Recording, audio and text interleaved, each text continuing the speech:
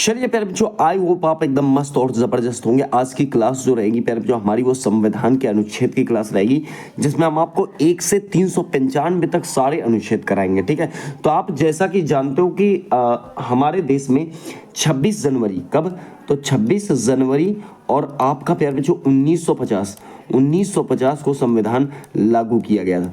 कब लागू किया गया था? तो 26 जनवरी 1950 को संविधान लागू किया गया था। और जब लागू किया गया था तो संविधान में जो है 22 भाग थे। कितने भाग थे? 22 भाग। मूल संविधान में कितने भाग थे? तो 22 भाग थे। और अनुच्छेद की बात करें तो 395 थे। लेकिन बाद में जो है वर्तमान की बात करूं तो 25 भाग है और 470 अनुच्छेद हैं। कहने का मतलब है भाग तो उतने ही है, ए बी करके बढ़ाए गए हैं, अनुच्छेद उतने ही है, ए बी करके बढ़ाए गए हैं। तो ये बात आप यहाँ पर ध्यान रखेंगे। देखिए, सबसे पहले बात करेंगे हम भाग 1 की। कहने का मतलब भाग फर्स्ट जो है आपका, इसमें संघ और राज्य क्षेत्र आता है। प्यारे बच्चों, क्या आता है? संघ और राज्य क्षेत्र। इसमें आर्टिकल जो आते हैं वो 1 से 4 तक आते हैं। कितने आर्टिकल आते हैं? तो 1 से 4 तक। अब सबसे पहले बात करें प्यारे बच्चों, तो हम अनुच्छेद 1 की बात करें, अर्थात आर्टिकल 1 की बात करेंगे। और ये कहता है भारत जो है राज्यों का संघ है, अर्थात एक यूनियन है। क्या कहता है? भारत जो है राज्यों का संघ है या एक यूनियन है। अनुच्छेद 2 जो है प्यारे बच्चों, अर्थात आर्टिकल 2, इसमें जो है संसद द्वारा नए राज्यों का प्रवेश है। संसद द्वारा जब नए राज्य बनाए जाएंगे तो इसमें आर्टिकल 2 के अंतर्गत बनाए जाएंगे। संसद को यह अधिकार है कि विधि द्वारा ऐसे नियमों और शर्तों पर नए राज्यों को भारत और संघ में शामिल किया जा सकता है या नए राज्यों की स्थापना की जा सकती है। ठीक है, यह अनुच्छेद भारत के संघीय ढांचे में लचीलेपन को दर्शाता है, जिससे संसद नए क्षेत्रों को संघ में एकीकृत करने या उन्हें राज्य के रूप में स्थापित करने में सक्षम होती है। उदाहरण के तौर पर देख सकते हो आप यहाँ पर सिक्किम भारत में पहले नहीं था, लेकिन बाद में इसको प्रवेश दिया गया 16 मई 1975 को। ठीक है, तो ये आर्टिकल 2 के अंदर। हालांकि अगर मैं करेक्शन की बात करूं तो ध्यान रखना 371 एफ, कौन सा? 371 एफ जो है ये शामिल किया गया था, जो सिक्किम के शासन के लिए विशेष प्रावधान प्रदान करता है। सिक्किम को 1975 के संविधान संशोधन के द्वारा जो है इसे ऐड किया गया था। ठीक है, ध्यान रखना। अनुच्छेद 3 की बात करें तो राज्यों के नाम, सीमा, क्षेत्र में परिवर्तन करना, ये सब जो है आर्टिकल 3 के अंतर्गत होता है। तो यहाँ पर आपको पूरी बात समझ में आ गई होगी। देखिए, बात करेंगे भाग 2। भाग 2 में प्यारे बच्चों आपका नागरिकता है। इसमें आर्टिकल जो है वो 5 से 11 तक हैं। कितने आर्टिकल? तो 5 से 11 तक हैं।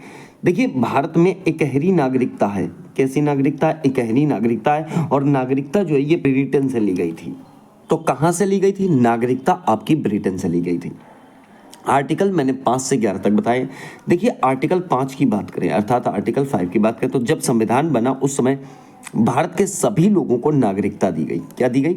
नागरिकता दी गई। ठीक है, अनुच्छेद 8 जो है, इसमें विदेश जाने पर नागरिकता समाप्त नहीं होती। अगर कोई व्यक्ति मान लीजिए विदेश चला जाता है तो उसकी नागरिकता जो है समाप्त नहीं होगी। पहले जो अनुच्छेद 5 के अंतर्गत जिन लोगों को नागरिकता दी गई, तो उस समय ऐसा था, जो लोग भारत में रह रहे हैं वो चाहे विदेशी ही क्यों ना हो, उनको नागरिकता दे दी गई थी, इस उद्देश्य से कि अगर आप भारत में रहना चाहते हो तो आप यहाँ की नागरिकता ले सकते हो। ठीक है, अनुच्छेद 8 कहता है कि विदेश जाने पर, जैसे मान लो कोई आदमी या भारत का कोई व्यक्ति विदेश जाता है, तो क्या ऐसे में नागरिकता समाप्त हो जाएगी? नहीं समाप्त होगी। ठीक है, जब तक, देखिए आर्टिकल 9 क्या कहता है, विदेशी नागरिकता लेने पर भारत की नागरिकता समाप्त। कहने का मतलब अगर आप विदेश में रह रहे हो और रहने के बाद आप किसी देश की नागरिकता स्वीकार कर लेते हो तो भारत की नागरिकता आपकी ऑटोमेटिकली समाप्त हो जाएगी। ठीक है, तो ये बात आप ध्यान रखेंगे आर्टिकल 9 में। आर्टिकल 10 क्या कहता है? देखिए, देश विरोधी कार्य करने पर नागरिकता समाप्त हो जाएगी। अगर भारत देश के अंदर कोई आप ऐसा कार्य कर रहे हो जो देशद्रोह के अंतर्गत शामिल हो, जो एक ऐसा कार्य हो जो माफी के योग्य ना हो, तो ऐसी स्थिति में आपकी नागरिकता समाप्त हो जाएगी। ये बात जो है आर्टिकल 10 कहता है। ठीक है, आर्टिकल 11 देखिए, अर्थात अनुच्छेद 11। अनुच्छेद 11 कहता है कि नागरिकता के संबंध में कानून जो बनाएगा वो केवल गृह मंत्रालय ही बनाएगा। ठीक है, कहने का मतलब है राज्य को यह अधिकार नहीं है कि नागरिकता के संबंध में आप कानून बना दो। तो नागरिकता के संबंध में कानून कौन बनाएगा? तो गृह मंत्रालय बनाएगा। ये बात कौन बोल रहा है? तो भाई साहब आर्टिकल 11 कह रहा है, अर्थात अनुच्छेद 11 कह रहा है। तो प्यारे बच्चों, ये बात समझ में आ गई होगी आपको, बहुत ही इंपॉर्टेंट पॉइंट थी ये। आगे देखिए, आगे अगर बात करें तो मैं बात करूंगा भाग 3 में, और भाग 3 में जो है पहले जो मूल अधिकार हैं, क्या है मूल अधिकार, अर्थात ये 12 से 35 तक हैं। कितने हैं? 12 से 35 तक। अब एक बात ध्यान रखना, बात अगर मैं करूं तो 44वें संविधान संशोधन के पास होने के पूर्व संविधान में दिए गए मौलिक अधिकारों को 7 श्रेणियों में बांटा गया था, अर्थात 7 क्षेत्रों में बांटा गया था। परंतु इस संशोधन के अनुसार संपत्ति के अधिकार को सामान्य अर्थात कानूनी अधिकार बना दिया गया। अब इसमें जो है 6 मौलिक अधिकार जो है प्राप्त है। एक बात ध्यान रखना पड़ेगा, जो संपत्ति का अधिकार है वो वर्तमान में कहाँ है, तो वर्तमान वो 300 ए में है, या फिर 300 के का आर्टिकल में रख दिया गया है। ठीक है, तो पहले कितने थे? 7 थे, वर्तमान में कितने हैं? तो 6 हैं। ये बात आप कह सकते हो। ठीक है, सबसे पहले बात करूं मैं तो सबसे पहले नंबर पर है समानता का अधिकार, अर्थात अनुच्छेद 14 से 18 तक कौन सा जो है वो है तो समानता का अधिकार है। ठीक है, वहीं 2 नंबर पे बात करूं तो स्वतंत्रता का अधिकार है, ये अनुच्छेद 19 से लेकर 22 तक है। कितना है? तो 22 तक। फिर तीसरा है आपका शोषण के विरुद्ध अधिकार, यह अनुच्छेद 23 और 24 में है। ठीक है, चौथा है आपका धार्मिक स्वतंत्रता का अधिकार, अनुच्छेद 25 से लेकर 28 तक। पांचवा है आपका संस्कृति और शिक्षा संबंधी अधिकार, अनुच्छेद जो है 29 से 30 में है। ठीक है, छठवां आपका जो है ये संवैधानिक उपचारों का अधिकार है, अनुच्छेद 32 में है। कितना है? 32 में है। देखिए कुछ हटा दिए गए, जैसे मान लो यहाँ पर आपको नहीं दिख रहा होगा कौन सा आर्टिकल 31, कौन सा आर्टिकल 31। तो मैंने आपको पीछे क्या बताया था कि संपत्ति के अधिकार को हटा दिया गया है। कहने का मतलब है 1978 में 44वें संविधान संशोधन द्वारा। ठीक है, तो ये बात आपको ध्यान रखनी है। तो ऐसे करके आर्टिकल 31 जो है गायब हो गया है। सही है, तो इस प्रकार से आप यहाँ समझ सकते हो। अब देखिए यहाँ पर बात करें, देखिए मैंने क्या बताया था कि मूल अधिकार पहले या आपके यूएसए के संविधान से लिए गए हैं, उठाए गए हैं। कहाँ से उठाए गए हैं? तो यूएसए के संविधान से उठाए गए हैं। अब देखिए मूल अधिकार की अगर बात करूं तो इनको ही मूल अधिकार को ही मौलिक अधिकार भी कहा जाता है। क्या कहा जाता है? तो आप कहोगे मौलिक अधिकार भी इन्हें ही कहा जाता है। दूसरा आप ये भी कह सकते हो कि क्या सर मैग्ना कार्टा इसे ही कहा जाता है? तो हाँ भाई साहब, मैग्ना कार्टा भी इसे ही कहा जाता है। ठीक है, तो ये बात आपको ध्यान रखनी है। कहने का मतलब भारतीय संविधान का मैग्ना कार्टा कहा जाता है, तो इसे ही कहा जाता है। फंडामेंटल राइट्स इसे ही कहा जाता है। तो ये बात आप यहाँ पर समझ सकते हो। ठीक है, इसको समझिएगा। क्या? आर्टिकल 13 अर्थात अनुच्छेद 13 अल्पीकार। अल्पीकार का मतलब क्या होता है? अनुच्छेद 13 के अंतर्गत जो अल्पीकार है, देखिए वे सभी कानून जो मौलिक अधिकारों से मेल नहीं खाते या उन्हें कम करते हैं, ठीक है, तो अपने असंगत होने की हद तक शून्य माने जाएंगे। क्या माने जाएंगे? शून्य माने जाएंगे। ये बात आप ध्यान रखेंगे। वही बात करेंगे अब समानता के अधिकार की। समानता का अधिकार आर्टिकल जो है पहले जो आपका 14 से 18 तक है। देखिए अगर बात करूं मैं तो अनुच्छेद 14 की बात करता हूं। ठीक है, विधि के समक्ष समानता, कानून का समान संरक्षण। ठीक है, अर्थात कह सकते हो कि किसी राज्य, भारत के कोई भी राज्य क्षेत्र में हो, किसी भी व्यक्ति को कानून के सामने समान मानना है। ठीक है, यह मानता है, कानून सबको समान मानता है और कानूनों का समान संरक्षण सुनिश्चित करता है। ये सुनिश्चित करता है कि मतलब जो है अमीर हो या गरीब हो, या सरकारी अधिकारी हो या गैर सरकारी व्यक्ति, सभी के साथ जो है एक जैसा व्यवहार किया जाएगा और कानून के सामने कोई भी जो है ऊपर नहीं है। ठीक है, तो ये बात आपको ध्यान रखनी है। वहीं विधि का मतलब क्या हुआ? कानून के समान संरक्षण। ठीक है, कानून का जो है समान संरक्षण। ठीक, आगे देखिए बात करेंगे अनुच्छेद 15 जाति, धर्म, लिंग, जन्म स्थान पर भेदभाव नहीं किया जा सकता। कहने का मतलब है सब जातियों को समान माना जाएगा, सब धर्मों को समान माना जाएगा, सब लिंगों को समान माना जाएगा और किसी से भेदभाव नहीं किया जाएगा। वो चाहे किसी भी जाति का हो, चाहे वो वाल्मीकि हो, चाहे वो ठाकुर पंडित ही क्यों ना हो। फिर देखिए बात करेंगे अनुच्छेद 17 में, इसमें जो है अस्पृश्यता का अंत है।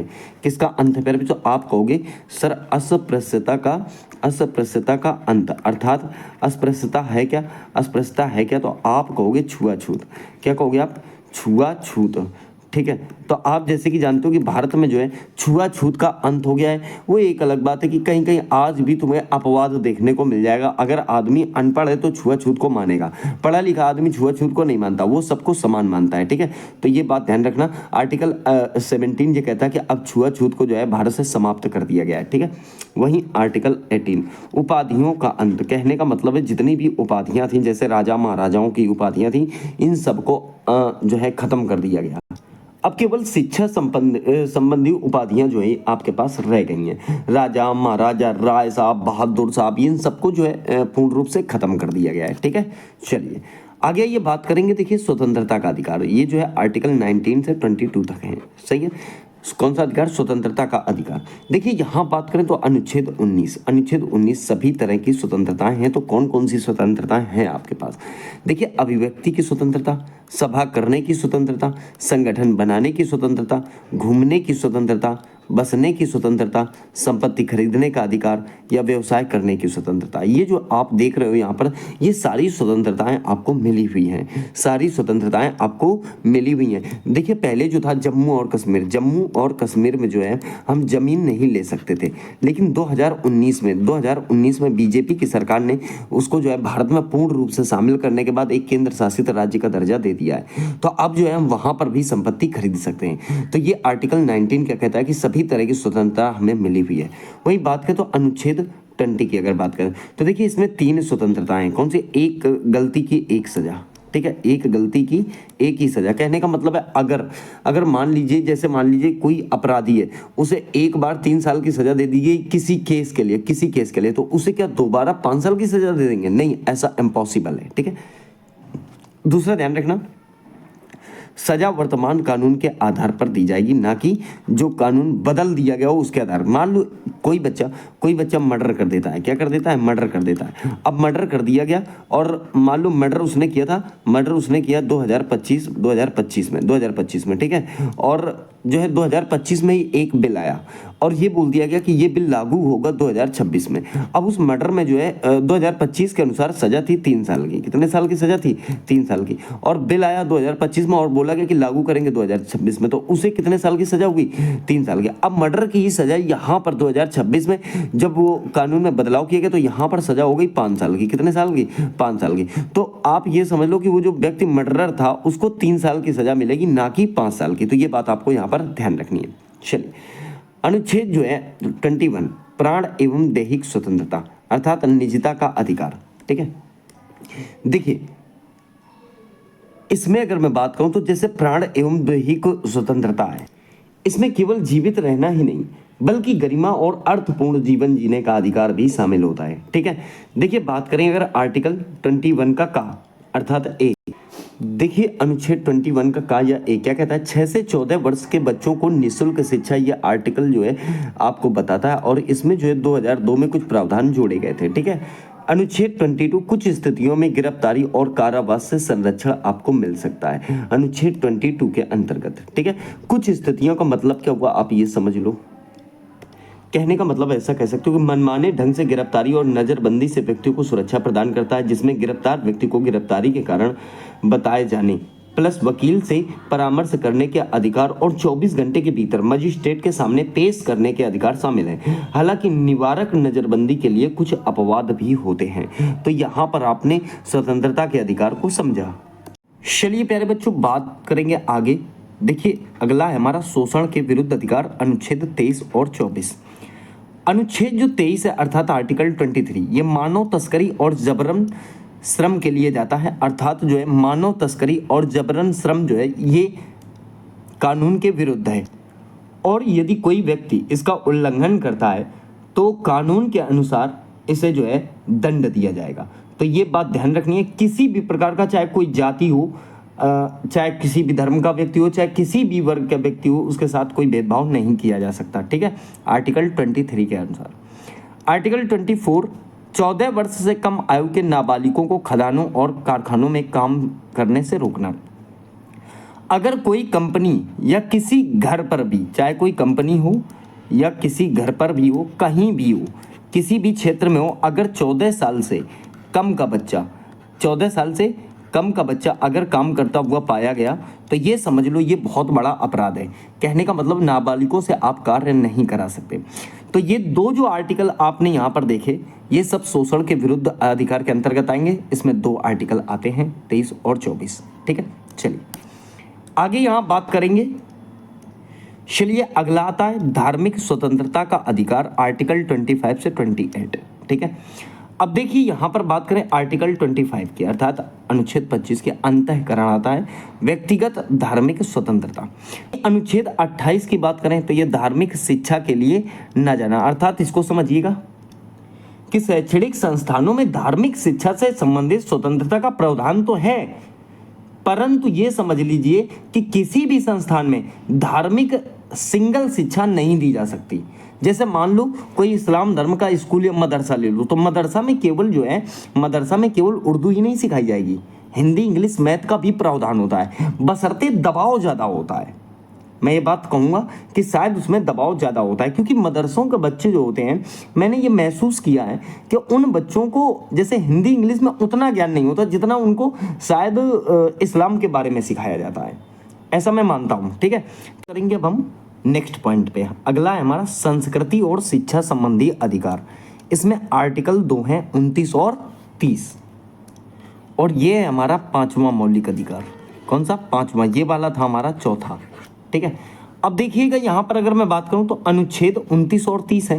तो एक बात समझ लीजिएगा, इसमें मैंने आर्टिकल 30 में क्या बताया? अल्पसंख्यकों का शिक्षा संरक्षण। ठीक है, कहने का मतलब कोई भी अल्पसंख्यक वर्ग अपनी पसंद का शैक्षणिक संस्था चला सकता है। ठीक है, और सरकार उसे जो है अनुदान देने में किसी भी तरह का भेदभाव नहीं करेगी। अनुदान का मतलब जिस प्रकार से मतलब नॉर्मल स्कूल में यूपी बोर्ड वगैरह जो नॉर्मल स्कूल होते हैं, इनमें जैसे अनुदान सरकार द्वारा दिया जाता है, वैसे ही मदरसों में भी दिया जाएगा। ठीक है, वो चाहे मदरसा का आपका मदरसा हो, चाहे संस्कृति विश्वविद्यालय हो। ठीक है, अर्थात जिसको आप कहते हो संस्कृत विश्वविद्यालय या विद्यालय, कोई भी हो, मतलब सबके लिए सरकार जो है बराबर अधिकार रखेगी। अगला बात करेंगे, आर्टिकल आपका 32 है, समझिएगा आर्टिकल 32, ये संवैधानिक उपचारों का अधिकार है। एक बात ध्यान रखना, ये है हमारा कौन सा नंबर? तो ये है 6वां। ठीक है, कौन सा? 6वां। बशर्ते इसमें एक ही आर्टिकल है, कौन सा? 32, केवल एक ही आर्टिकल है 32। मगर मैटर इसका समझिए, इसकी बात समझिए, ये जो है बहुत इंपॉर्टेंट आर्टिकल है। कौन सा? अनुच्छेद 32। सबसे बड़ी बात ये है कि डॉक्टर BR अम्बेडकर जो थे, डॉक्टर BR अम्बेडकर, तो भाई साहब अम्बेडकर साहब ने इस आर्टिकल को जो है हृदय और आत्मा कहा है। क्या कहा है? हृदय और आत्मा। किसका? तो संविधान का। क्वेश्चन करता है किस आर्टिकल को संविधान की हृदय और आत्मा कहा जाता है? संविधान की हृदय और आत्मा कहा जाता है, तो आप कहोगे 32 को। दूसरी बात समझिए, देखिए इसे मूल अधिकारों का संरक्षक कहा जाता है। ठीक है, क्या कहा जाता है? मूल अधिकारों का संरक्षक। अर्थात मूल अधिकारों का संरक्षक कौन है? मूल अधिकारों का संरक्षक कौन है? तो आप कहोगे जो हमारा आर्टिकल 32 है वो है मूल अधिकारों का संरक्षक। क्योंकि अगर आपके मौलिक अधिकारों का कोई हनन हो रहा है या दुरुपयोग हो रहा है तो आप सीधा सुप्रीम कोर्ट जा सकते हैं। सुप्रीम कोर्ट व्यक्ति के मूल अधिकारों को सुरक्षित करने के लिए रिट जारी करता है। बंदी प्रत्यक्षीकरण, परमादेश, अधिकार प्रच्छा, प्रतिषेध, उत्प्रेषण, ये सारी जो है रिट आप दायर कर सकते हो। बात समझ में आ गई कि नहीं आ गई? ये बात आपको यहाँ ध्यान देनी है। बंदी प्रत्यक्षीकरण बहुत इंपॉर्टेंट है। क्या मतलब होता है इसका? देखो, शरीर को प्रस्तुत करना। कैसे? देखिए, आप ऐसा कह सकते हो कि जब किसी व्यक्ति को ये लगता है कि उसे अवैध रूप से जेल में रखा गया है, तब सुप्रीम कोर्ट हिरासत में लेने वाले अधिकारी को आदेश देता है कि वह जेल में रखे गए व्यक्ति को निश्चित स्थान और निश्चित समय के अंदर उपस्थित करें, अन्यथा हिरासत में लेने वाला अधिकारी जो होगा उस पर ठोस कार्रवाई होगी। ये बात समझ में आ गई कि नहीं आ गई? तो इस प्रकार से आप कह सकते हो। देखिए आर्टिकल 33, मूल अधिकार को सीमित करना, राष्ट्रीय सुरक्षा के मुद्दों पर जो है नजर रखना। कहने का मतलब है, जैसे उदाहरण ले लो सेना, मीडिया। आप कह सकते हो कि संसद को ये अधिकार है, ठीक है, कि वे कुछ विशिष्ट श्रेणियों के व्यक्तियों जैसे सशस्त्र बल है, पुलिस बल है, खुफिया एजेंसियों के सदस्य आदि के मौलिक अधिकारों को उनके कर्तव्यों के उचित निर्वहन और अनुशासन बनाए रखने के लिए सीमित या प्रतिबंधित कर सके। इसका उद्देश्य इन सेवाओं की कार्यप्रणाली को सुचारू बनाना और व्यवस्था बनाए रखना है, जिससे उनके कार्य बिना किसी बाधा के संपन्न हो सकें। तो ये बात आप ध्यान रखना। ये आर्टिकल जो है 33 ये भी बहुत इंपॉर्टेंट है। आगे देखिए आर्टिकल 34, भारत में कहीं भी सेना का कानून लागू हो सकता है। अगर कोई आपदा स्थिति ऐसी दिखी कि मतलब मान लो ऐसे कह सकते हो आप कि किसी क्षेत्र में लागू हो जाए मार्शल लॉ। ठीक है, कौन सा लॉ? Martial law. अब किसी क्षेत्र में मान लीजिए कि मार्शल लॉ लागू हो गया। अगर मार्शल लॉ लागू होता है तो उस दौरान व्यवस्था बनाए रखने या बहाल करने के लिए राज्य के अधिकारियों या किसी अन्य व्यक्ति द्वारा किए गए कार्यों को कानूनन मान्यता दी जाएगी और उन्हें क्षतिपूर्ति मिलेगी। ठीक है। तो ये बात आप कह सकते हो, यह अनुच्छेद संसद को ऐसा कानून बनाने का अधिकार देता है जो मार्शल लॉ के दौरान किए गए कामों के लिए सरकारी कर्मचारियों और अन्य व्यक्तियों को कानूनी प्रतिरक्षा प्रदान करता है। तो प्यारे बच्चों ये बात आपको ध्यान देनी है, ठीक है। तो मार्शल लॉ के लिए कौन सा आर्टिकल काम करेगा, तो 34। अगला देखिए, आइए अब देखिए बात करेंगे भाग 4। भाग 4 आया आपका, भाग 4 आया, हमने आपको पीछे जो है 3 करा दिए हैं। देखिए भाग 4 जो है राज्य के नीति निर्देशक तत्व, इसमें आर्टिकल 36 से 51 तक है। देखिए एक बात ध्यान रखना, इसे आयरलैंड के संविधान से लिया गया है। कहाँ से लिया गया, तो आयरलैंड के संविधान से लिया गया है। अनुच्छेद 37 जो तत्व होते हैं इसमें न्यायालय द्वारा लागू नहीं होंगे, ठीक है। आप कह सकते हो नीति निर्देशक सिद्धांत किसी भी न्यायालय द्वारा लागू नहीं किए जा सकते, जिसका अर्थ है कि नागरिक सीधे इन सिद्धांतों के आधार पर कानूनी कार्रवाई नहीं कर सकता। ये सिद्धांत देश के शासन के लिए मौलिक हैं और सरकार को कानून बनाने में इसका ध्यान रखना होता है, ठीक है। राज्य का ये कर्तव्य है कि वह कानून और नीतियां बनाते समय इन सिद्धांतों को लागू करें। इन सिद्धांतों का उद्देश्य एक न्यायपूर्ण समाज की स्थापना करना और सभी नागरिकों के लिए सामाजिक न्याय व आर्थिक कल्याण सुनिश्चित करना है। देखिए अनुच्छेद 39 का अर्थात 39 का 1 की अगर मैं बात करता हूं, इसमें जो है निशुल्क विधि सहायता है। निशुल्क विधि सहायता है किसके लिए, ये समझ लो। तो मैं आपसे कहना चाहता हूं समाज के जो गरीब हैं, कौन प्यारे बच्चों, जो गरीब हैं और कमजोर वर्ग, ठीक है। तो उन दो लोगों के लिए गरीब और कमजोर वर्ग, जो गरीब और कमजोर वर्ग के लोगों के लिए है, अर्थात उनके लिए निशुल्क कानूनी सहायता का प्रावधान करता है और सभी के लिए समान अवसर पर आधारित न्याय सुनिश्चित करता है, जिससे आर्थिक या अन्य अक्षमताओं के कारण कोई नागरिक न्याय पाने से वंचित न रहे। ये राज्य पर यह कर्तव्य डालता है कि वह उपयुक्त विधान और योजनाओं के माध्यम से निशुल्क विधिक सहायता प्रदान करे। देखिए आर्टिकल 40 क्या कहता है, इसमें जो है ग्राम पंचायतों का गठन किया गया है, ठीक है। फिर अनुच्छेद 44 समान सिविल संहिता, ये प्यारे बच्चों भारत में केवल गोवा में ही लागू है, ठीक है।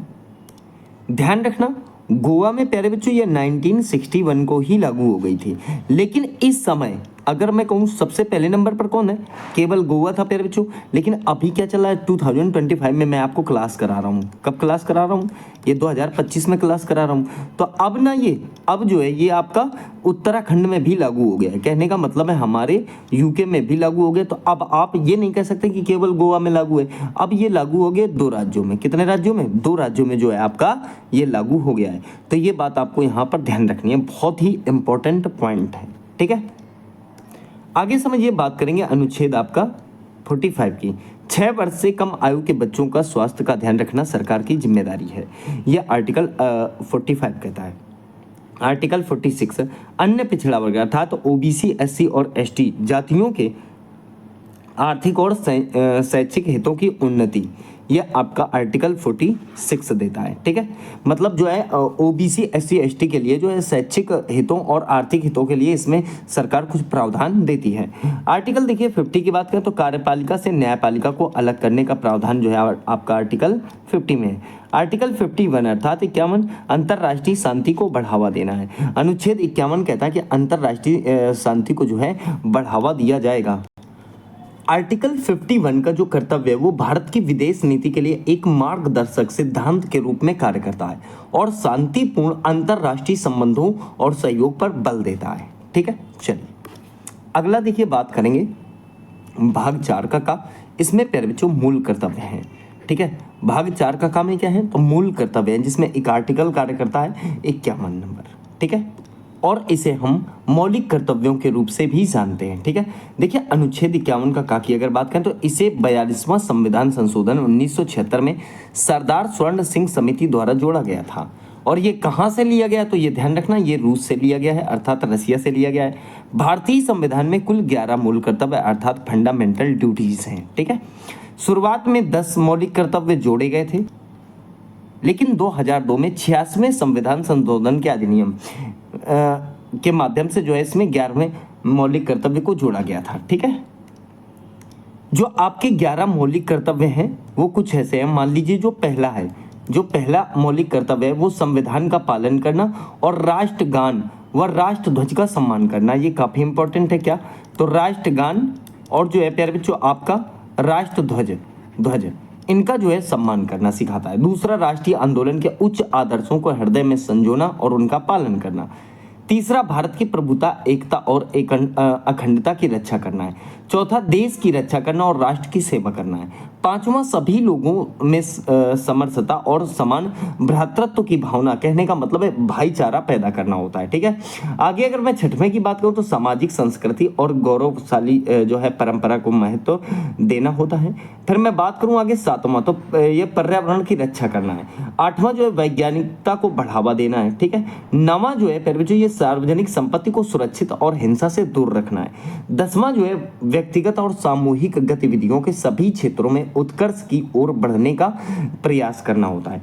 अगला जो है आपका आखिरी 11वां, 6 से 14, ये इंपॉर्टेंट है। फिर जो देखिए पहला वाला तो मैंने बताया आपको, और फिर जो है आपका 11वां इसमें क्या है कि 6 से 14 साल, कितना, 6 से 14 वर्ष तक की आयु के बच्चों को शिक्षा का अवसर प्रदान करना है। ठीक है, ये बाद में जोड़ा गया है, कब, तो मैंने बताया आपको 2002 में जोड़ा गया है। तो आपसे क्वेश्चन कर सकता है कि 51वें आर्टिकल में जो है 2002 में क्या जोड़ा गया था। ठीक है, तो आप कहोगे कि 6 से 14 वर्ष की आयु तक के बच्चों को शिक्षा का अवसर प्रदान करने के लिए चीजें जोड़ी गई थी। ठीक है, तो आशा करता हूँ मूल कर्तव्य आपको समझ में आ गए होंगे। मूल कर्तव्य को ही प्यारे बच्चों जो है आपका मौलिक कर्तव्य कहा जाता है। चलिए बात करेंगे भाग 5 की। भाग 5 जो है ये यूनियन से संबंधित है, अर्थात संघ से संबंधित है। इसमें 52 से 151 तक आर्टिकल है। इसमें सबसे पहले राष्ट्रपति का आर्टिकल आता है प्यारे बच्चों, जिसमें 52 से 61 तक है। और यहाँ पर जो है हमने ट्रिक का प्रयोग किया है, क्या, पकानिको का द्वयोदशम। क्या, पकानिको का द्वयोदशम। प्यारे बच्चों ये ट्रिक बड़ी शानदार ट्रिक है। ठीक है, बड़ी शानदार ट्रिक है जिसमें हम प्रयोग करते हैं पकानिको का द्वयोदशम। देखिए, पकानिको का द्वयोदशम। ठीक है, अब देखिए यहां पर ध्यान रखना है, क्या ध्यान रखना है, म जो है प्यारे बच्चों अंत वाला जो है म, ये आर्टिकल 61 है और इसमें जो है महाभियोग है। क्या है, महाभियोग। ये मैंने वहां नहीं नोट किया इसलिए यहां बता दे रहा हूं। तो माँ वाला क्या हो जाएगा, महाभियोग, क्योंकि ट्रिक में लगा हुआ है ना दशम, तो दशम। ठीक है, याद रखना। अब देखिए अगर मैं बात करूं तो आर्टिकल 52 नंबर में क्या है पहले तो पद है राष्ट्रपति का। ठीक है, किसका पद है, भारत का एक राष्ट्रपति होगा। फिर दूसरा 53 नंबर कार्यपालिका का प्रधान होगा। कहने का मतलब है राष्ट्रपति की कार्यकारी शक्तियां होंगी इसमें। 54 नंबर में पहले जो निर्वाचन होगा, कहने का मतलब है राष्ट्रपति का चुनाव होगा। 55 नंबर जो है ये चुनाव जो राष्ट्रपति के चुनाव का तरीका होगा, अर्थात कोटा होगा, रिक्ति जो होगी उसके लिए है। 56 नंबर जो है इसमें जो राष्ट्रपति का कार्यकाल होगा, और कार्यकाल मेरे ख्याल से जो है ये आपका 5 साल का है। ख्याल से क्या, कंफर्म है, ठीक है ना, 5 साल का कार्यकाल होता है जो राष्ट्रपति का। फिर देखिए 57 नंबर में दोबारा निर्वाचन, अर्थात पुनः निर्वाचन की बात करता है। ठीक है, या पुनर्निर्वाचन के लिए पात्रता की बात करता है। वहीं 58 नंबर जो है ये योग्यता से संबंधित है, राष्ट्रपति निर्वाचन होने के लिए योग्यता कितनी रहनी चाहिए। फिर देखिए 59 नंबर जो है ये दशाएं और शर्तें, कहने का मतलब है राष्ट्रपति पद के लिए जो शर्तें होंगी वो 59 नंबर आर्टिकल में होंगी। 60वां जो है ये फिर जो आपको शपथ के लिए है, कहने का मतलब है राष्ट्रपति द्वारा शपथ का या प्रतिज्ञान कह सकते हो, शपथ को ही प्रतिज्ञान भी बोला जाता है। आर्टिकल 61 मैंने आपको बता दिया, राष्ट्रपति पर महाभियोग चलाने की प्रक्रिया। हालांकि एक आर्टिकल और समझ सकते हो आप जिसका नाम है 62 जो है राष्ट्रपति के पद की रिक्ति को भरने के लिए चुनाव कराने का एक समय होता है। ठीक है, समय होता है। अब यहां पर कुछ बातें ऐसे समझिए, कार्यकाल तो मैंने आपको बता दिया है कि जो है 5 साल का होना चाहिए, लेकिन याद रहे भारत में राष्ट्रपति पद के लिए न्यूनतम आयु, क्या, न्यूनतम जो आयु होगी, न्यूनतम आयु होगी जो वो आपकी प्यारे बच्चों 35 साल होनी चाहिए। कितनी होनी चाहिए, 35 साल तो न्यूनतम आयु होनी चाहिए। ठीक है, ये बात आर्टिकल कौन कहता है, तो 58 कहता है। कौन सा आर्टिकल, 58 आर्टिकल जो ये बात कहता है योग्यता के अंतर्गत। वहीं इसकी जो है सेवानिवृत्त की आयु नहीं है। ठीक है, ये भाई आपको ध्यान रखना। राष्ट्रपति को शपथ कौन दिलाता है ये भी आप समझिए। जो शपथ दिलाने का कार्य किया जाता है प्यारे बच्चों वो मुख्य न्यायाधीश के द्वारा किया जाता है। किसके द्वारा, तो आप कहोगे मुख्य न्यायाधीश जो है वो शपथ दिलाने का कार्य करते हैं। तो यहाँ पर बहुत सारे पॉइंट मैंने आपको आर्टिकल में ही क्लियर कर दिए प्यारे बच्चों, आर्टिकल में ही क्लियर कर दिए। सही है, आगे आ जाओ। चलिए प्यारे बच्चों बात करेंगे अब हम उपराष्ट्रपति की। किसकी बात करेंगे, उपराष्ट्रपति की।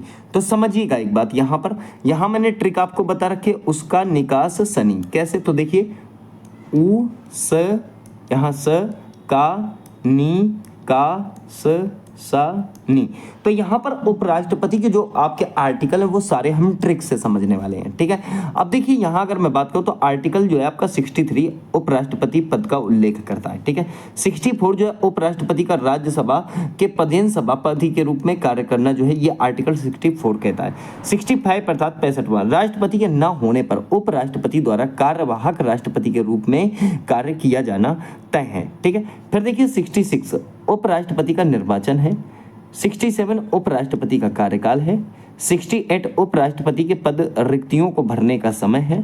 69 उपराष्ट्रपति की शपथ है, ठीक है। 70 राष्ट्रपति के कार्यों के निर्वहन से संबंधित प्रावधान है। याद रहे उपराष्ट्रपति के ही है, यहाँ पर उप आएगा, ठीक है। तो उपराष्ट्रपति के कार्यों के निर्वहन से संबंधित प्रावधान इसमें आएंगे। अब एक बात समझिएगा, जो उपराष्ट्रपति की उम्र होनी चाहिए वो 35 साल, कितनी 35 साल होनी चाहिए, कितनी होनी चाहिए 35 साल होनी चाहिए। दूसरी बात, अगर मैं कहूँ जो कार्यकाल होता है वो 5 वर्ष का होता है। कितने वर्ष का होता है? 5 वर्ष का कार्यकाल इनका होता है, ठीक है। आगे अगर समझूं, जो आर्टिकल आपका 69 है इसके अंतर्गत उपराष्ट्रपति को जो शपथ दिलवाने का काम होता है वो राष्ट्रपति द्वारा दिलवाई जाती है। तो राष्ट्रपति को कौन? तो मुख्य न्यायाधीश, और उपराष्ट्रपति को कौन? तो राष्ट्रपति जो है गोपनीयता की शपथ दिलाते हैं, ठीक है। राष्ट्रपति को गोपनीयता की शपथ दिलाई जाती है, ठीक है। तो ये बात आपको ध्यान रखनी है, ठीक है। तो यहाँ पर आपने उपराष्ट्रपति के आर्टिकल समझ लिए। आगे देखिए, बात करते हैं आगे आर्टिकल 72, राष्ट्रपति की क्षमादान की शक्ति है इसमें, ठीक है।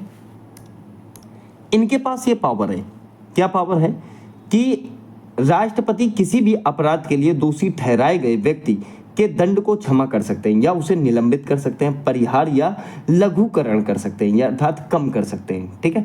तो ये बात आपको ध्यान रखनी है। देखिए 74 क्या कहता है? राष्ट्रपति के सलाह के लिए मंत्रिपरिषद, राष्ट्रपति सलाह के लिए एक मंत्रिपरिषद भी बनाया जाता है। 75 जो है प्यारे बच्चों ये आपका मंत्रियों के बारे में अन्य उपबंध देता है, ठीक है। फिर देखिए अनुच्छेद 72 महान्यायवादी, महान्यायवादी कौन होते हैं? महान्यायवादी जो है आपके भारत सरकार का प्रथम विधिक अधिकारी होता है। कौन होता है? तो आप कहोगे कि प्रथम विधिक अधिकारी। बहुत इंपॉर्टेंट क्वेश्चन है, क्वेश्चन कर सकता है कि प्रथम विधिक अधिकारी कौन होता है, तो आप कहोगे महान्यायवादी। और महान्यायवादी को ही जो है अटॉर्नी जनरल बोलते हैं। क्या बोलते हैं? अटॉर्नी जनरल बोलते हैं, ठीक है। इंग्लिश में लिखा हुआ मिल सकता है, ठीक है। तो ये ध्यान रखना, वह सुप्रीम कोर्ट सहित सभी न्यायालयों में सरकार का पक्ष रखता है और राष्ट्रपति द्वारा सौंपे गए कानूनी मामलों पर सरकार को सलाह देने का कार्य करते हैं, ठीक है। एक बात और ध्यान रखना, इस पद के लिए व्यक्ति को सुप्रीम कोर्ट के जज बनने की योग्यता प्राप्त होनी चाहिए, यानी वह भारत का नागरिक हो, किसी उच्च न्यायालय में कम से कम 5 साल जज रहा हो या 10 साल वकील रहा हो या फिर राष्ट्रपति की नजर में एक प्रतिष्ठित विधिवेत्ता रहा हो। तो ये बात आप ध्यान रखेंगे। फिर देखिए 79 की बात करें तो इसमें 79 आर्टिकल में संसद आती है प्यारे बच्चों, संसद।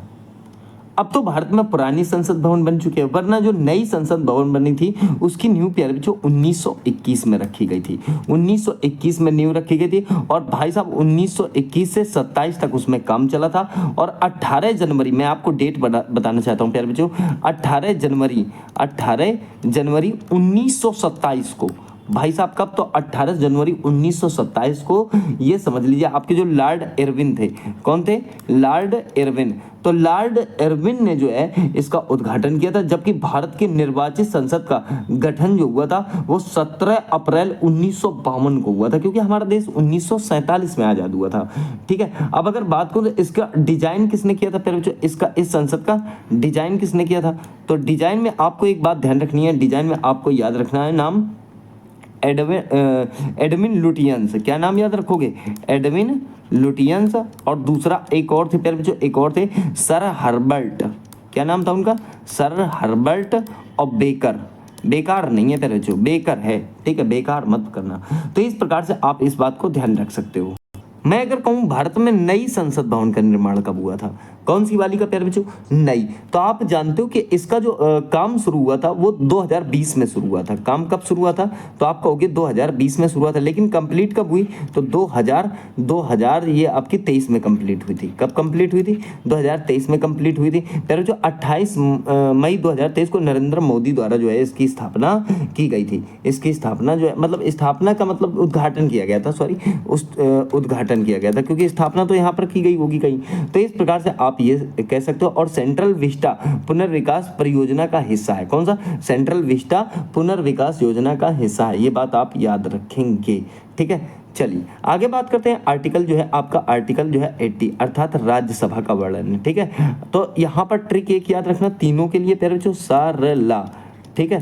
क्या ट्रिक याद रखोगे? सरला। सरला से क्या कहोगे आप? सरला से क्या कहोगे वो समझ लो आप थोड़ा सा, एक मिनट। हाँ, सरला, सरला। देखिए सा से क्या हो जाएगा? आर्टिकल 79। आर्टिकल 79 में क्या हो जाएगा? संसद, ठीक है। फिर 80 में क्या हो जाएगा? रा से हो जाएगा राज्यसभा। फिर 81 में क्या हो जाएगा आपका? लोकसभा, ठीक है। तो इस प्रकार से अगर ट्रिक याद रखते हो बहुत अच्छी बात है। वहीं बात करें तो अनुच्छेद 100 ये प्यारे जो गण पूर्ति अर्थात कोरम है, ठीक है। गण पूर्ति अर्थात कोरम है। गण पूर्ति होती क्या है? कोरम होता क्या है? तो समझ लो, संसद के सदनों में मतदान की प्रक्रिया, रिक्तियों के बावजूद सदन की कार्य करने की शक्ति जो है गण पूर्ति या कोरम से संबंधित है।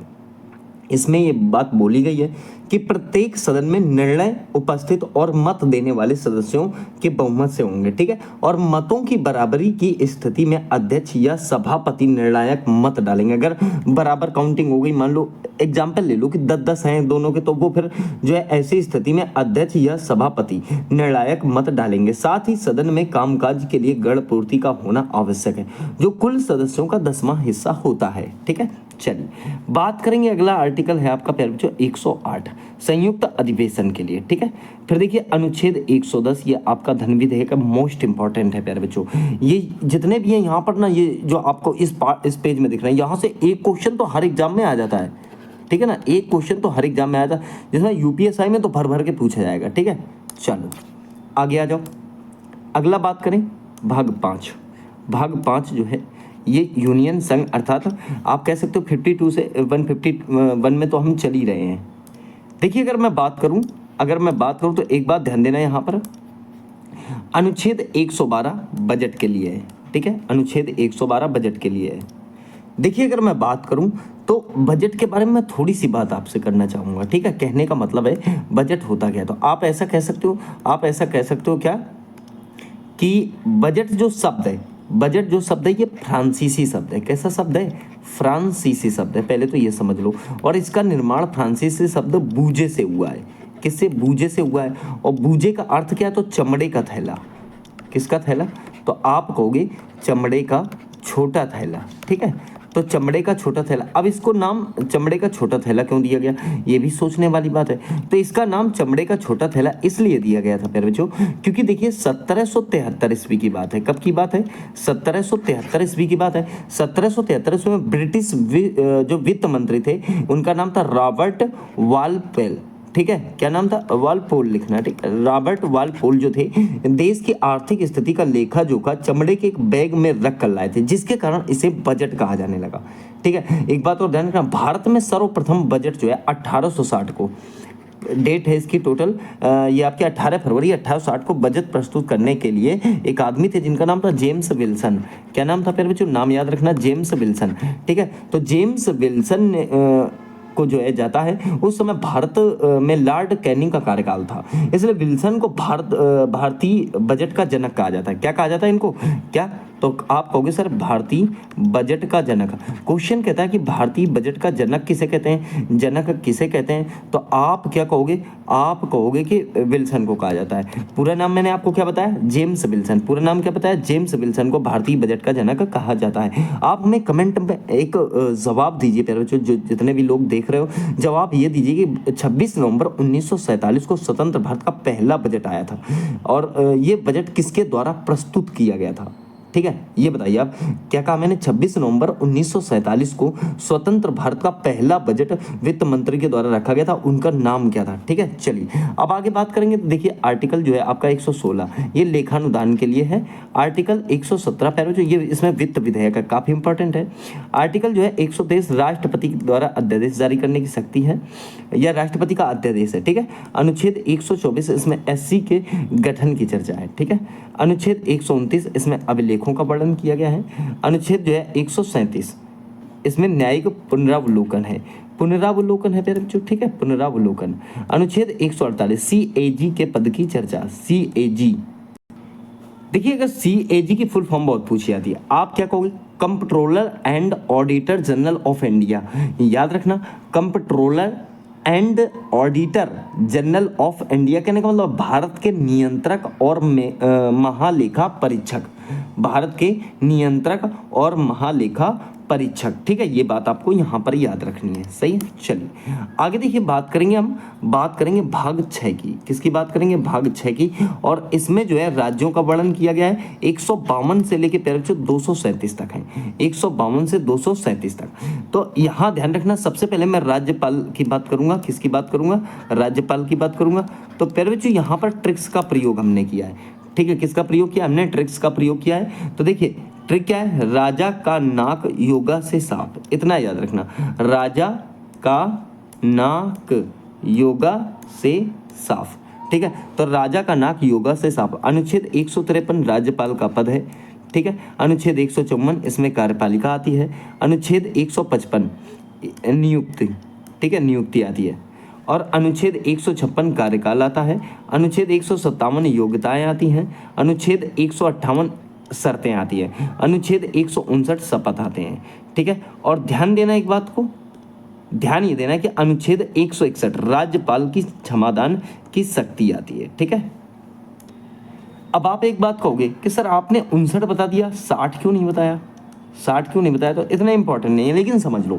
देखिए राष्ट्रपति को यह अधिकार देता है, कौन सा? आर्टिकल जो 160 है बच्चों, ये राष्ट्रपति को एक ऐसा अधिकार देता है कि यदि किसी राज्य में कोई ऐसी आकस्मिकता उत्पन्न हो जाए जो संविधान के अन्य प्रावधानों में वर्णित न हो, तो राष्ट्रपति उस स्थिति में राज्य के राज्यपाल के कार्यों का निर्वहन करने के लिए ऐसा प्रावधान कर सकते हैं जो उनका मन हो, अर्थात जो उन्हें उचित लगे, ऐसा प्रावधान कर सकते हैं। अब कुछ फैक्ट इसके समझिए।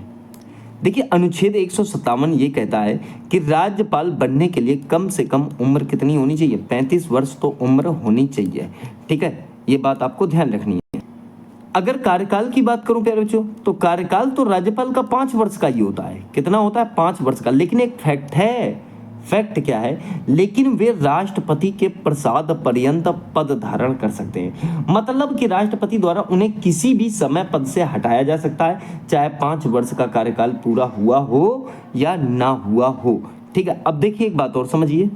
देखिए जो आर्टिकल 159 है, आर्टिकल 159 है, ये कहता है कि जो जिस राज्य में होंगे उस राज्य के उच्च न्यायालय, कौन? उच्च न्यायालय, उच्च न्यायालय के मुख्य न्यायाधीश दिलवाएंगे। कौन दिलवाएंगे? तो ये बात याद रखनी, उच्च न्यायालय के मुख्य न्यायाधीश जो है इनको शपथ दिलवाएंगे। तो ये तीनों चीजें आपको यहाँ पर समझ में आ गई होगी। ठीक है, आगे बात करेंगे प्यारे बच्चों। देखिए आर्टिकल 165 राज्य के महाधिवक्ता। ठीक है, आर्टिकल 213 अर्थात 213 अध्यादेश जारी करने की राज्यपाल की पावर, अर्थात अध्यादेश जारी करने की शक्ति राज्यपाल के पास है। फिर देखिए अनुच्छेद 214 राज्यों के लिए एक एक उच्च न्यायालय होना आवश्यक है। अगर मैं बात करूं सन 2025 की, फिलहाल अभी की, तो भाई साहब अभी तो भारत में देखो कितने 28 राज्य हैं। कितने राज्य हैं प्यारे बच्चों? तो आप कहोगे सर 28 राज्य हैं, और वहीं यूटी कितनी है? तो 8, मतलब आप यूटी का मतलब केंद्र शासित प्रदेश। ठीक है, तो 8 भाई साहब यूटी हैं, अर्थात 8 जो है हमारे पास केंद्र शासित प्रदेश हैं। ठीक है, 8 केंद्र शासित प्रदेश हैं। अब एक बात समझिए, अब यहां पर आप आर्टिकल लगाइए, कौन सा? 214। तो आर्टिकल 214 ये कहता है, क्या कहता है? कि प्रत्येक राज्य में एक उच्च न्यायालय होना चाहिए। ठीक है, यही तो होना चाहिए। लेकिन अभी 2025 की अगर मैं बात करूं तो भारत में मात्र 25 जो है उच्च न्यायालय हैं। कितने उच्च न्यायालय हैं? 25 ही उच्च न्यायालय हैं। अभी एक बात ध्यान दीजिए कि 214 ने तो ये बात चिपका दी आपके पास कि भाई ऐसा है कि राज्यों के लिए एक उच्च न्यायालय हो, लेकिन जो अनुच्छेद भाई साहब है एक और अनुच्छेद एक और है, वो समझ लीजिए। जो अनुच्छेद आपका 231 है, कौन सा है, 231 है, वो ये कहता है कि वो ये भी प्रावधान करता है कि 2 या 2 से अधिक राज्यों के लिए एक ही उच्च न्यायालय हो सकता है। कहने का मतलब है, मान लो जैसे एक राज्य, एक ले लो पंजाब, क्या ले लो, एक ले लो पंजाब, और फिर बच्चों दूसरा ले लो आप हरियाणा, ठीक है, हरियाणा। तो अब यहाँ एक बात समझिए, क्या समझिए, पंजाब और हरियाणा में जो है एक ही उच्च न्यायालय है, कौन सा, तो आप कहोगे सर चंडीगढ़ उच्च न्यायालय, कौन सा है, तो आप कहोगे चंडीगढ़ उच्च न्यायालय। तो चंडीगढ़ उच्च न्यायालय जो है ये पंजाब और हरियाणा के लिए, यही नहीं आप ये भी कह सकते हो महाराष्ट्र और गोवा, इन दोनों का क्या है, बॉम्बे उच्च न्यायालय, ठीक है। इसके अलावा पूर्वोत्तर के कई राज्य भी एक साझा उच्च न्यायालय साझा करते हैं, जैसे असम है, नागालैंड है, मिजोरम और अरुणाचल प्रदेश, इनका क्या है, गुवाहाटी उच्च न्यायालय। तो आप ऐसा कह सकते हो, ठीक है। ये आर्टिकल जो है 231 बोलता है हमसे, ठीक है। आगे देखिए, अगर बात करूं मैं, अगला आर्टिकल जो है 215, उच्च न्यायालयों का अभिलेख न्यायालय होना, ठीक है। फिर देखिए 226, उच्च न्यायालयों की कुछ रिट जारी करने की शक्ति। फिर देखिए 233, जिला न्यायाधीशों की नियुक्ति। 235, अधीनस्थ न्यायालयों पर नियंत्रण। तो फिर भी ये वाले फैक्ट आपको समझ में आ गए होंगे, मैं ये आशा करता हूँ। चलिए आगे आ जाओ।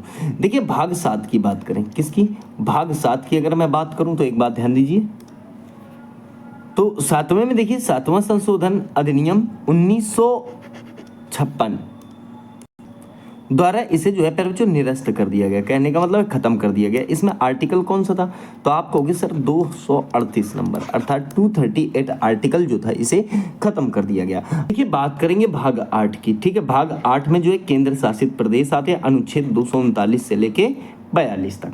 अब यहाँ आप समझिएगा, यहाँ अनुच्छेद 239 केंद्र शासित प्रदेशों का प्रावधान है, ठीक है। जो केंद्र शासित प्रदेश है हमारे, अभी पीछे मैंने बताया था आपको, अनुच्छेद 241 केंद्र शासित प्रदेशों के लिए उच्च न्यायालय, ठीक है। तो ये 2 आर्टिकल्स इसमें इंपॉर्टेंट हैं। बात करेंगे भाग 9 की, पंचायतें आती हैं इसमें, कितनी पंचायतें आती हैं। अनुच्छेद की अगर बात करें प्यारे, तो अनुच्छेद 243 से ओ तक हैं, ABCDFGHIJKLMNO तक हैं, ठीक है। ये बात आपको ध्यान रखनी है। इसमें जो इंपॉर्टेंट है वो समझ लीजिए। देखिए 243 का ए, इसमें ग्राम सभा का वर्णन किया गया है, ठीक है। 243 का बी, पंचायतों का गठन किया गया है। एक और काफी इंपॉर्टेंट है जिसे आप कहते हो 243 का जी, उसे समझ लो। जो 243 का जी है ना प्यारे बच्चों, ये पंचायतों की शक्तियों, क्या इसमें पंचायतों की शक्तियों, कई बार एग्जामों में पूछा गया ये, तो पंचायतों की शक्तियों, प्राधिकारों और उत्तरदायित्वों से संबंधित है, जो उन्हें सामाजिक और आर्थिक विकास के लिए योजना बनाने और लागू करने की शक्ति देता है, ठीक है। तो ये बात आप यहाँ पर ध्यान रखेंगे। चलिए आगे देखिए, बात करेंगे आप, आगे बात करेंगे भाग 9 का, ठीक है। कौन सा, तो आप कहोगे भाग 9 का, भाग 9 का जो है ये नगर पालिका से संबंधित है। किससे संबंधित है, नगर पालिका से। 243 पी से लेके 243 ZG, ठीक है। अब देखिए इसमें बात करें तो वर्ष 1992 में संविधान में जो है कौन से नंबर का था, तो 74वां संशोधन था, जो 1 जून 1993 को प्यारे बच्चों आपका लागू हुआ। 74वां संशोधन शहरी स्थानीय निकायों, नगर पालिकाओं और नगर पंचायतों पर आधारित है। तो इस प्रकार से आप ध्यान रखना। यही नहीं, इसके अंतर्गत 12वीं अनुसूची भी जोड़ी गई। कौन सी, तो आप कहोगे 12वीं अनुसूची भी इसी के कारण जोड़नी पड़ी थी, ठीक है। चलिए भाग 10 की बात करूं तो भाग 10 देखिएगा, अनुसूचित और जनजाति क्षेत्र, कहने का मतलब है शेड्यूल्ड कास्ट और शेड्यूल्ड ट्राइब्स हैं, ठीक है। SC और ST क्षेत्र जो है इसमें आते हैं। 244 ए तक हैं, 244 से 244 ए में। अब एक बात ध्यान दीजिए, अनुच्छेद अगर 244 ए की बात करें और छठी अनुसूची में प्यारे बच्चों इनके लिए थोड़ा सा वर्णन है। देखिए ये असम, मेघालय, त्रिपुरा और मिजोरम के जनजातीय क्षेत्रों के प्रशासन से संबंधित है, ठीक है। तो ये बात आप यहाँ पर ध्यान रखेंगे, जो भाग आपका 10 है। चलिए प्यारे बच्चों बात करेंगे भाग 11 की। तो भाग 11 में जो है संघ और राज्यों के बीच संबंध है, ठीक है। और आर्टिकल इसमें 245 से लेकर 263 तक हैं। देखिए 249 आर्टिकल 249, राज्य सूची के विषय में संसद को कानून बनाने का अधिकार।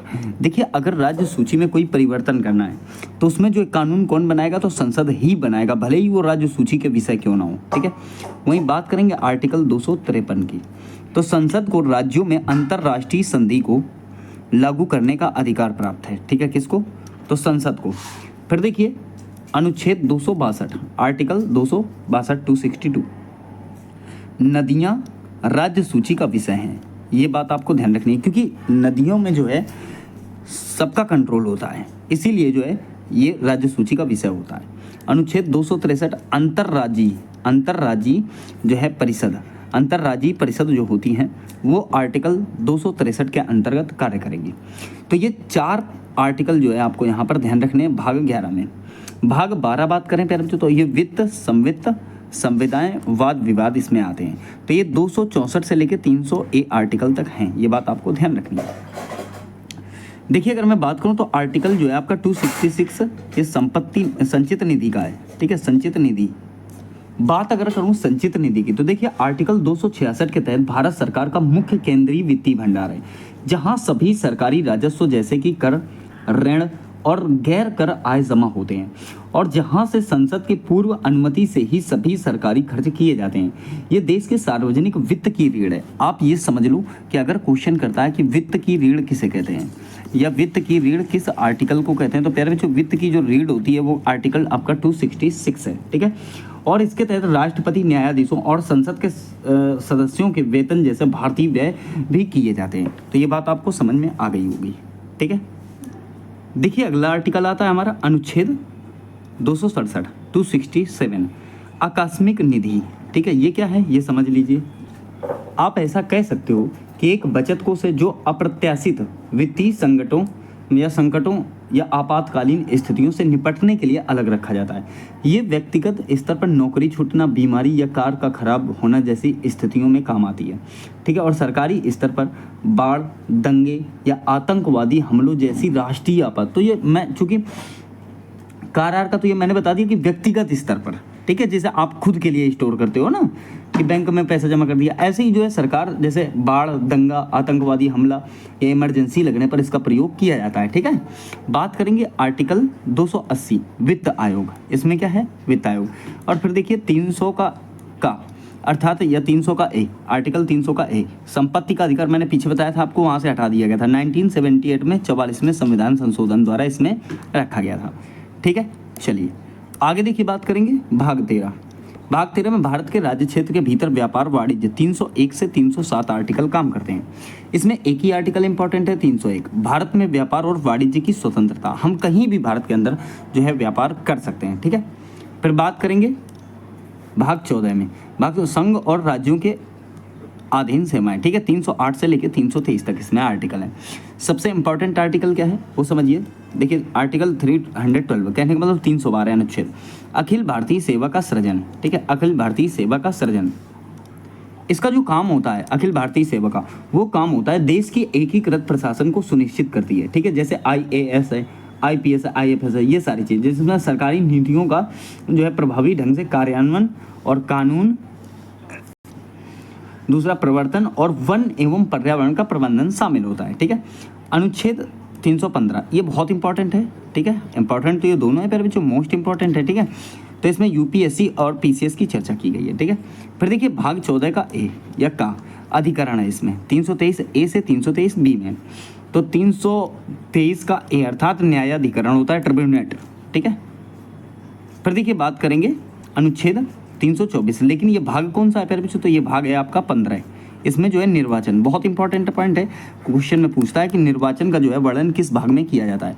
तो निर्वाचन का वर्णन जो है भाग 15 में किया जाता है। इसमें 324 से 329 आर्टिकल हैं। ठीक है, अब यहाँ पर देखिए सबसे पहले 324 आर्टिकल में प्यारे बच्चों चुनाव आयोग की चर्चा की गई है। किसकी चर्चा है, तो आप कह सकते हो कि चुनाव आयोग की चर्चा की गई है। फिर देखिए बात करेंगे अनुच्छेद 329 329 आर्टिकल, निर्वाचन के संबंध में संसद द्वारा बनाए गए कानून को न्यायालय में चुनौती नहीं दे सकते। ठीक है, कहाँ चुनौती नहीं दे सकते, आप कह सकते हो न्यायालय में चुनौती नहीं दे सकते। ठीक है, देखिए भाग 16 की बात करेंगे। कुछ वर्गों के लिए विशेष उपबंध और संबंध, ठीक है। ये 330 से लेकर 342 आर्टिकल तक हैं, ठीक है। इसमें जो है आर्टिकल आपका 330 कार्य करता है। जैसे लोकसभा में SC ST के सीटों का आरक्षण, बहुत इंपॉर्टेंट है प्यारे, तो आप रट लीजिए इनको, और मैं तो कहता हूँ मोस्ट इंपॉर्टेंट है, ठीक है। एग्जाम में एक क्वेश्चन आपको यहाँ से देखने को मिल जाएगा। तो क्या कहा मैंने अनुच्छेद 330 में, लोकसभा में SC और SC ST की जो सीटें हैं उनको आरक्षण मिला हुआ है, ठीक है। फिर देखिए आर्टिकल 331, लोकसभा में एंग्लो इंडियन जो अब पूर्ण रूप से समाप्त कर दिया गया है, जो आपके 104वें, कौन से 104वें संविधान संशोधन अधिनियम कब, तो 2019 में हटा दिया गया था पूर्ण रूप से, सही है, कब, तो 2019 में, तो ये बात आपको ध्यान रखनी है। फिर देखिए अनुच्छेद 332 क्या कहता है, तो विधानसभा में SC ST, ठीक है। अनुच्छेद 333 में विधान सभा जो है आपका, इसमें जो है एंग्लो इंडियन, तो ये भी अब खत्म हो गया, एंग्लो इंडियन तो पूर्ण रूप से खत्म कर दिया गया है, ठीक है। हाँ, इसमें SC आयोग, SC आयोग का मतलब सुप्रीम कोर्ट से नहीं है, पहले आप ये समझ लो। SC आयोग का मतलब किससे नहीं है, सुप्रीम कोर्ट से नहीं है, ठीक है। तो है किससे, ये समझो आप थोड़ा सा। SC आयोग का मतलब जो आर्टिकल 338 है उसमें राष्ट्रीय अनुसूचित जाति आयोग अर्थात NCSC इसका पूरा नाम है, क्या नाम है, NCSC। क्या बताया मैंने, राष्ट्रीय अनुसूचित जाति आयोग की स्थापना करता है, जो अनुसूचित जातियों के कल्याण, सुरक्षा और अधिकारों की रक्षा करने वाला एक संवैधानिक निकाय है। तो ये बात आपको यहाँ पर ध्यान रखनी है, ठीक है। देखिए आर्टिकल जो है 338 का A या का कह सकते हो आप, ST आयोग, इसमें जो है NCST है, इसमें क्या है, तो NCST है, ठीक है, इस वाले में। अब देखिए राष्ट्रीय अनुसूचित जनजाति आयोग से संबंधित है, जो अनुसूचित जनजातियों के संवैधानिक और सामाजिक आर्थिक कल्याण की निगरानी और समीक्षा करता है। तो ये दोनों आर्टिकल आपको ध्यान रखने हैं, NCSC और NCST। SC का मतलब क्या होता है, शेड्यूल कास्ट, ठीक है, और ST का मतलब क्या होता है, शेड्यूल ट्राइब्स, ठीक है। चलिए अनुच्छेद 340 अदर बैकवर्ड कास्ट अर्थात OBC आयोग का वर्णन किया जाता है। सबसे ज़्यादा कास्ट अगर पूछे किसमें आता है, तो OBC में ही सबसे ज़्यादा कास्टें आती हैं। क्या बताया मैंने, अदर बैकवर्ड कास्ट अर्थात अन्य पिछड़ा वर्ग आयोग की जो बात की गई है प्यारे बच्चों, वो आपके अनुच्छेद 340 में की गई है। चलिए देखिए भाग 17 राजभाषा का वर्णन किया गया, 343 से 351 तक इसमें जो है बातें की गई हैं। देखिए अगर मैं बात करूँ तो अनुच्छेद 343 के अंतर्गत संघ की राजभाषा जो होगी वो हिंदी होगी, ठीक है, राजभाषा, ठीक है। अनुच्छेद 351 हिंदी भाषा का विकास का वर्णन किया गया। तो दोनों जो आर्टिकल हैं ये मोस्ट इंपॉर्टेंट है, एग्जाम में बहुत पूछे जाते हैं, सही है। आगे देखिए भाग 18 की बात करें तो इसमें आपातकाल आता है, ठीक है, आपातकाल। देखिए आपको वो दिन याद होगा कौन सा, तो आपको हो गया 26 अक्टूबर, कब का, तो 26 अक्टूबर, और जो सन थी वो 1962, ठीक है, 26 अक्टूबर 1962, और यहाँ पर इंदिरा गांधी की सरकार थी।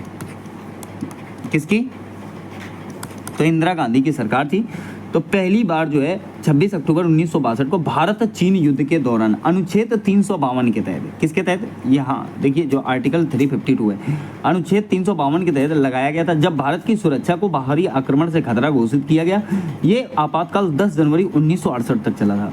इसके बाद भी आपातकाल लगे हैं, जिनमें 1971 में भारत पाकिस्तान के युद्ध के दौरान, ठीक है, 1975 से 77 के तहत जो है इंदिरा गांधी के नेतृत्व में लगाए गए आपातकाल शामिल है। बहुत सारे आपातकाल लग चुके हैं, ठीक है, पहला आपको याद रखना है।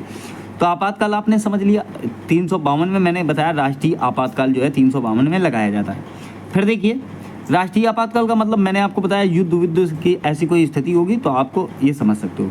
आर्टिकल 356 ये राजकीय आपात है, सही है, इसको बढ़िया तरीके से समझो। आर्टिकल 356 होगा राजकीय आपात को, देखिए किसी राज्य में राष्ट्रपति शासन लागू करने से संबंधित होते हैं, ठीक है, और जो तब तक लगाया जा सकता है जब किसी राज्य की सरकार संवैधानिक रूप से काम करने से असमर्थ होती है, ठीक है। इस अनुच्छेद के तहत राष्ट्रपति किसी राज्य की कार्यकारी और विधायी शक्तियां अपने हाथ में ले सकते हैं। तो याद रखना कि ये जब राज्य की सरकार फेलियर हो जाती है, ठीक है, राज्य की सरकार जो है फेलियर हो जाती है तो राष्ट्रपति द्वारा लगा दिया जाता है। किसके द्वारा, राष्ट्रपति द्वारा लगा दिया जाता है, ठीक है। वहीं बात करें अनुच्छेद 360, ठीक है, जो ये जो वित्तीय आपात है ये किससे संबंधित, तो मैं आपको बताना चाहता हूँ भारत में वित्तीय आपातकाल से संबंधित आर्टिकल 360 है, जो राष्ट्रपति को ये घोषणा करने का अधिकार देता है कि ये देश की वित्तीय स्थिरता या साख खतरे में तो वे वित्तीय आपातकाल लागू कर सकते हैं। इस घोषणा के बाद इसे 2 महीने के भीतर संसद के दोनों सदनों द्वारा जो है अनुमोदित किया जाना अनिवार्य होता है। तो ये बात आप कह सकते हो, ये घोषणा तब की जाती है जब राष्ट्रपति को ये विश्वास हो जाता है कि भारत या उसके किसी हिस्से की वित्तीय स्थिरता जो है खतरे में है। ठीक है। भाग 19 में प्रकीर्ण आता है प्यारे बच्चों, जिसमें आर्टिकल 361 से 367 हैं। देखिए उदाहरण के तौर पर मैं आपको एक आर्टिकल बता दूं, मान लो 361 आर्टिकल आप देख लो। कौन सा आर्टिकल? तो 361 आर्टिकल आप समझो। प्रकीर्ण मैं बता रहा हूँ। देखिए 361 आर्टिकल के अंतर्गत राष्ट्रपति और राज्यपालों को उनके पद पर रहने के दौरान सिविल और आपराधिक कार्रवाई से छूट देता है। ठीक है। ये सुनिश्चित करता है कि उन्हें उनके आधिकारिक कर्तव्यों के निर्वहन में कानूनी उत्पीड़न या अनुचित हस्तक्षेप का सामना न करना पड़े। अर्थात आप ऐसा कह सकते हो कि उनके खिलाफ कोई आपराधिक कार्रवाई शुरू नहीं की जा सकती और ना ही उनकी गिरफ्तारी या कारावास के लिए कोई वारंट जारी किया जा सकता। अपराध उनका चाहे कितना भी बड़ा क्यों ना हो। इसके अतिरिक्त व्यक्तिगत कृत्यों से संबंधित सिविल मामलों के लिए 2 महीने का लिखित नोटिस देना अनिवार्य है, जिसमें मामले की प्रकृति और मांगे गए अनुतोष का उल्लेख हो कि भाई क्या रीजन है। ठीक है। तो ये आप कह सकते हो राष्ट्रपति या किसी राज्यपाल की गिरफ्तारी या कारावास के लिए आदेशिका अर्थात वारंट उनकी पदावधि के दौरान किसी भी न्यायालय से जारी नहीं किया जा सकता और ना ही करवाया जा सकता है। ठीक है। तो भाग 20 समझिए। भाग 20 की बात करें तो भाग 20 जो है ये संविधान के संशोधन के लिए प्रेरित करता है। जैसे आर्टिकल 368 आता है इसमें आप समझ सकते हो कि इसके अंतर्गत संसद की संविधान में संशोधन करने की शक्ति और उस प्रक्रिया को संबंधित जोड़ किया है, जिसमें संसद निर्धारित प्रक्रिया के अनुसार संविधान के किसी भी प्रावधान को जोड़ सकती है या संशोधन या निरस्त कर सकती है। ठीक है। अगर मैं कहूँ तो संविधान संशोधन विधेयक संसद के किसी भी सदन में प्रस्तुत किया जा सकता है। इस विधेयक को दोनों सदनों में विशेष बहुमत उपस्थित सदस्यों के 2/3 से पारित होना अनिवार्य होता है। ठीक है। तो ये बात आप यहाँ ध्यान रखेंगे। चलिए आगे देखिए, बात करेंगे भाग 21 अस्थायी संक्रमणकालीन और विशेष उपबंध जो है आपके 369 से 392 आर्टिकल तक हैं। जैसे अगर बात करो तो अनुच्छेद 369 आर्टिकल 369 राज्य सूची के विषय में संसद कानून बनाएगी। ठीक है। वहीं अगर बात करें तो अनुच्छेद 370 जम्मू और कश्मीर ले लो आप। ठीक है। अब एक बात ध्यान दीजिए कि बात है 5 अगस्त 2019 की। कब की बात है? 5 अगस्त 2019 की। तो आप जानते होंगे 5 अगस्त 2019 को आर्टिकल 370 जो है पूर्ण रूप से खत्म कर दिया गया। ठीक है। जिसके बाद जम्मू और कश्मीर का विशेष दर्जा समाप्त हो गया और राज्य को भारतीय संविधान के तहत पूर्ण रूप से शामिल कर लिया गया। इस फैसले के बाद जम्मू और कश्मीर को 2 केंद्र शासित प्रदेशों जम्मू कश्मीर तथा लद्दाख में विभाजित कर दिया गया। तो ये बात आपको याद रखनी है। केंद्र सरकार प्रधानमंत्री नरेंद्र मोदी के नेतृत्व में ये जो है ऐतिहासिक निर्णय लिया गया था। ठीक है। तो आप ऐसा कह सकते हो। देखिए भाग 22 संक्षिप्त नाम प्रारंभ हिंदी में प्राधिकृत पाठ और निरसन आता है। ठीक है। जैसे 393 आर्टिकल से लेके 395 आर्टिकल तक आते हैं। देखिए अनुच्छेद 393 क्या कहता है कि पुस्तक का नाम भारत का संविधान है। ठीक है। आर्टिकल 394 क्या कहता है? संविधान के लागू होने की तिथि। ठीक है। तो भारत का संविधान जो है ये 26 जनवरी 1950 को लागू हुआ था। कब लागू हुआ था? तो 26 जनवरी 1950 को जो है प्यारे बच्चों ये आपका लागू हुआ था। ठीक है।